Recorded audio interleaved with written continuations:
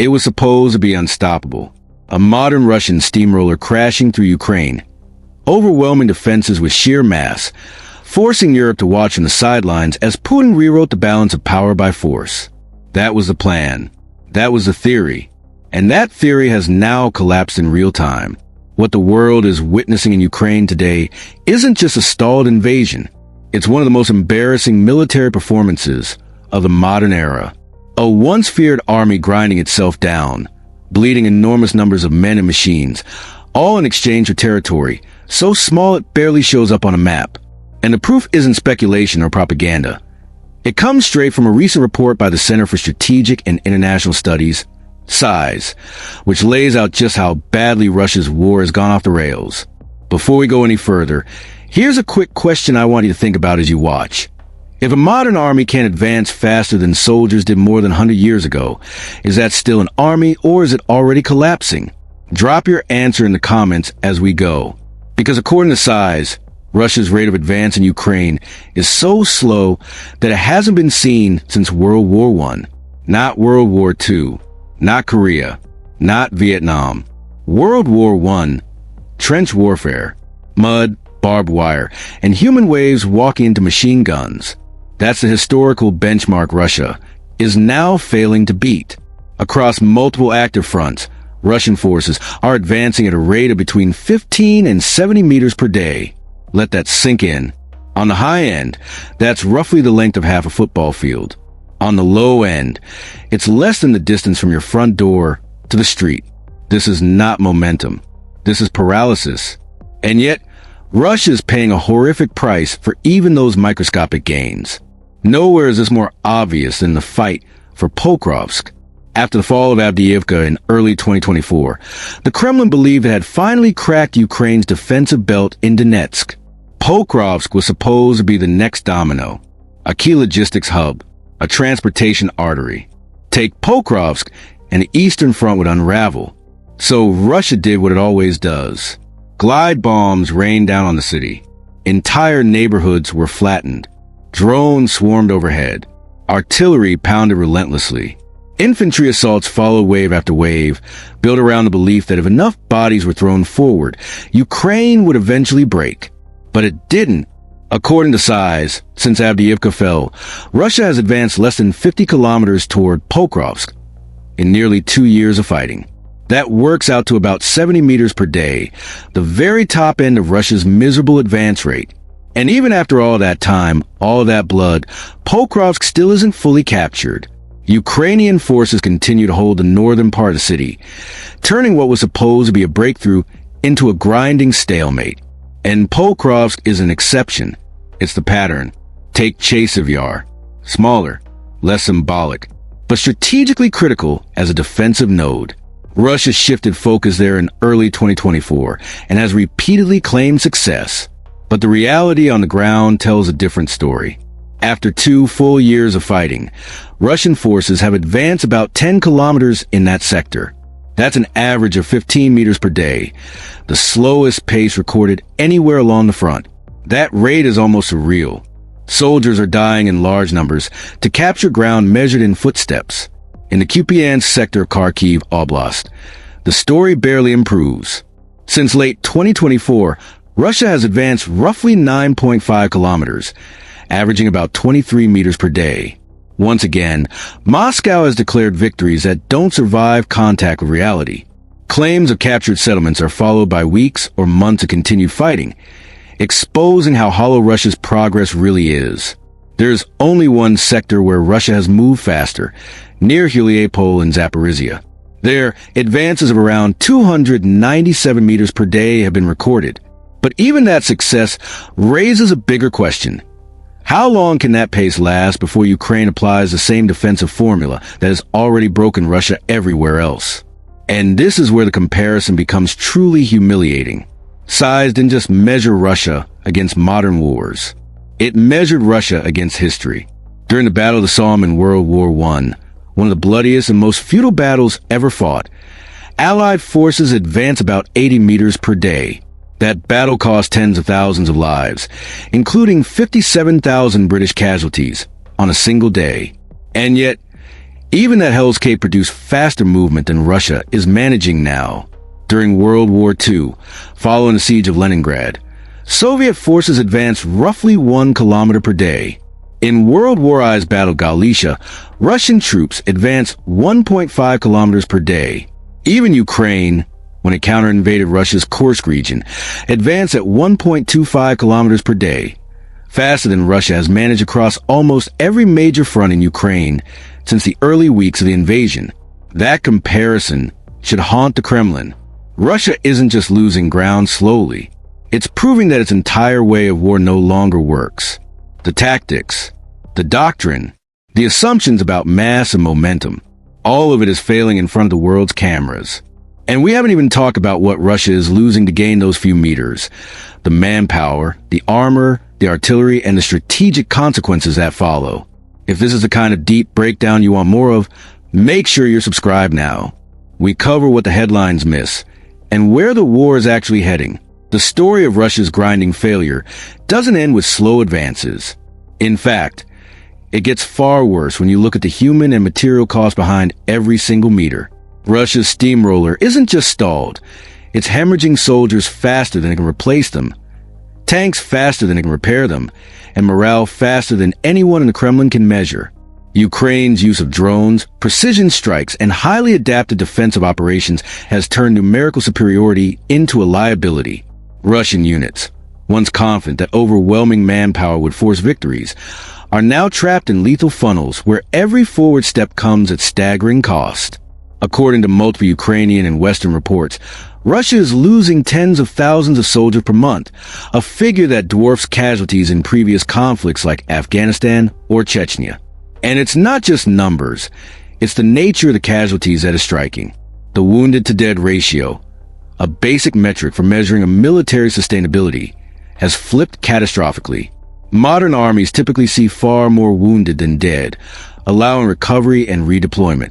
For Russia, the ratio is reversed. More soldiers are dying outright than are being injured. Units are not rotating back to fight another day. They are simply disappearing from the battlefield. The drone war is at the heart of this disaster. Ukraine's proliferation of FPV drones, guided munitions, and small, precise strike systems has created what military analysts now call a kill zone every 500 meters. Russian soldiers advancing across open terrain face near-constant threats that bypass conventional artillery and armor protections. Armor columns are shredded. Infantry units are decimated before they reach their objectives, and supply lines are under constant harassment. The math that was supposed to favor Russia, sheer numbers, attrition, and replacement cycles, is now its undoing. Every reinforcement that arrives is funneled directly into a system designed to destroy it. Command and control failures compound the problem. The once feared Russian command structure is now showing cracks that extend from the top down. Orders are delayed. Communication lines are disrupted. Logistics are stretched to breaking. Units find themselves cut off in the field with no artillery support, insufficient supplies, and leadership that changes daily under pressure. Officers are being replaced mid-operation, sometimes leaving entire battalions leaderless during critical maneuvers. This collapse of coordination has created a battlefield where the theoretical advantage of mass is neutralized and, in many cases, turned into a liability.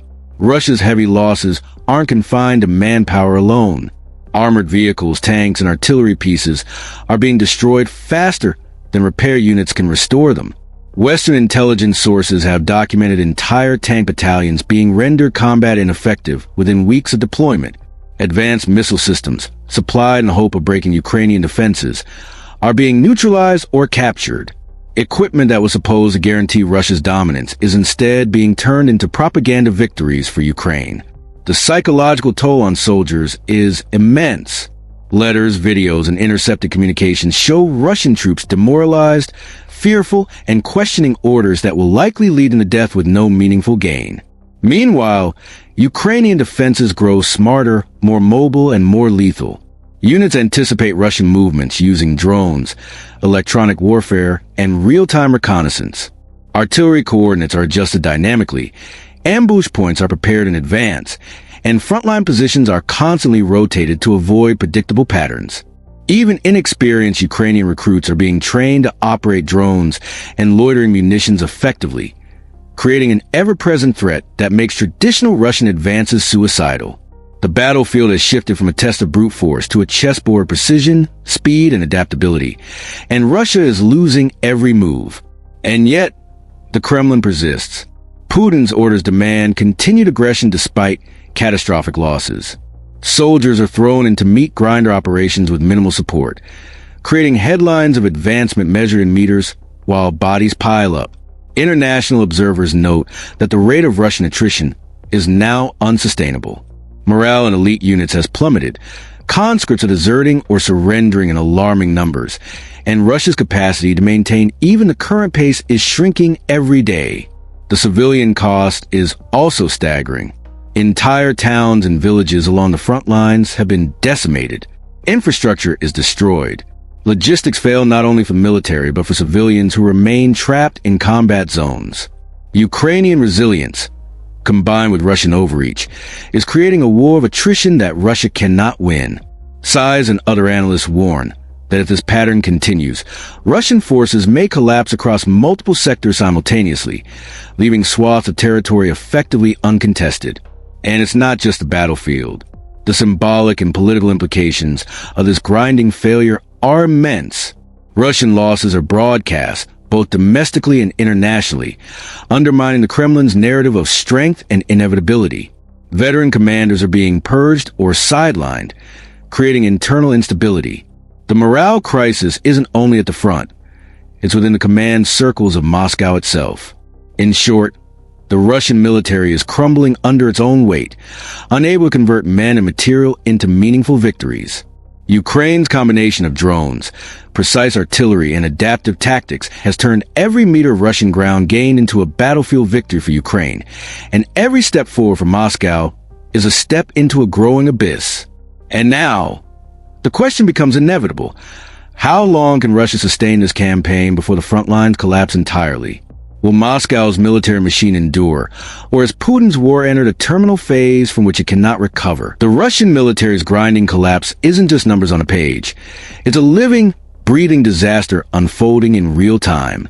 Across the front lines, reports are coming in of entire battalions reduced to skeleton units, commanders abandoning posts, and morale evaporating faster than reinforcements can arrive. Every sector tells the same story. The steamroller that was supposed to flatten Ukraine has stalled, sputtered, and now threatens to collapse under its own weight. One of the most shocking aspects is how completely Ukraine has rewritten the rules of modern warfare. Where Russia relied on massed infantry and heavy armor, Ukraine now strikes with speed, precision, and intelligence-driven tactics that make every Russian step deadly. FPV drones swarm advancing columns. Loitering munitions find weak points in armor, and artillery fire rains down on predictable positions. Russian units, once confident in sheer numbers, are now walking into meticulously calculated traps. Soldiers report confusion and panic. They fire blindly, retreat chaotically, and struggle to coordinate with artillery and armor that fail to arrive on time. Russia's loss rate is staggering. Tens of thousands of soldiers die or are incapacitated each month, and the rate of replacement is hopelessly inadequate. Casualty numbers are so high that entire companies and battalions vanish from the roster without meaningful reinforcement. Equipment losses are just as devastating. Tanks and armored vehicles destroyed faster than they can be repaired, advanced missile systems neutralized by counter-drone tactics, and supply chains perpetually disrupted. Even elite units are not immune. Morale has dropped to critical levels, and units that once projected fear now retreat under the first signs of coordinated Ukrainian resistance. The human cost is mirrored by a psychological toll that is equally catastrophic. Reports from the front lines describe soldiers who are shell-shocked, terrified, and questioning orders that send them towards certain death. The fear isn't just for survival. It's the realization that every day, every step, and every mission is increasingly meaningless. The math of Russia's war has failed, and soldiers understand that their sacrifices do not translate into progress.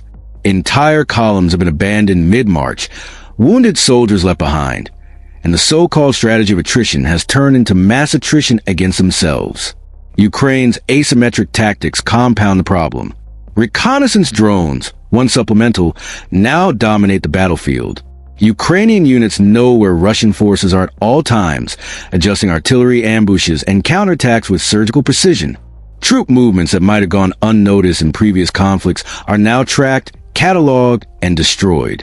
Russian attempts to establish supply lines or reposition forces are intercepted, with small teams cutting off resupply convoys and turning retreat routes into killing zones.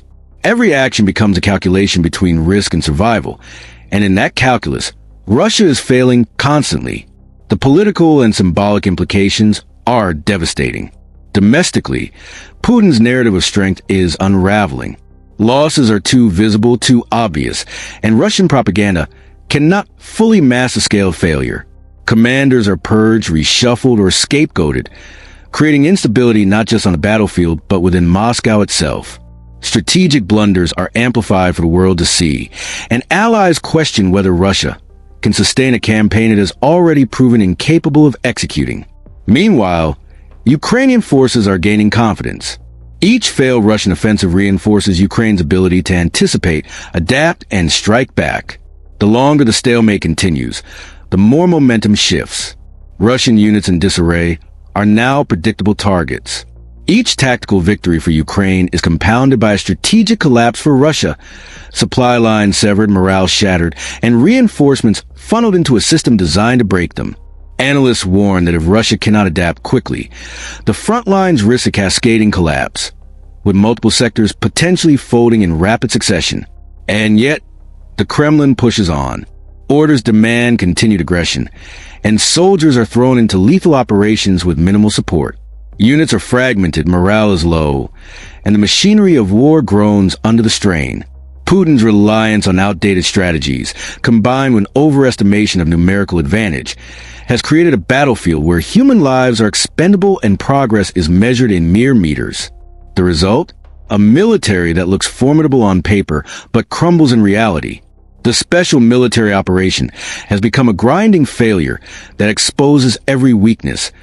Command dysfunction, poor logistics, low morale, and a complete underestimation of Ukrainian capability. Russia's military, once a feared global force, is now facing a collapse that will be studied in military academies for decades. Its inability to adapt, combined with the relentless pressure of Ukraine's evolving tactics, is turning the war into a strategic disaster from which there may be no recovery. And this is where the story gets chilling. Even as Russia struggles, Ukraine is not standing still. Reinforcements, drone programs, and adaptive tactics continue to evolve. The battlefields are becoming more lethal, more precise, and more unforgiving. Every Russian attempt to regain momentum is met with rapid, calculated retaliation. The front lines are bleeding Russia dry, and experts warn that the next few months could be decisive. One wrong move, one overextension, and the Kremlin may lose its grip on key regions entirely. If you want to see how Russia's front lines continue to crumble and what Ukraine is planning next, subscribe now and click the bell so you don't miss any updates. Comment below. Do you think Russia can turn this war around, or is a collapse inevitable? Your opinion might be featured in the next analysis. The next phase of this war is coming fast, and believe me, the front lines you see today could look completely different tomorrow.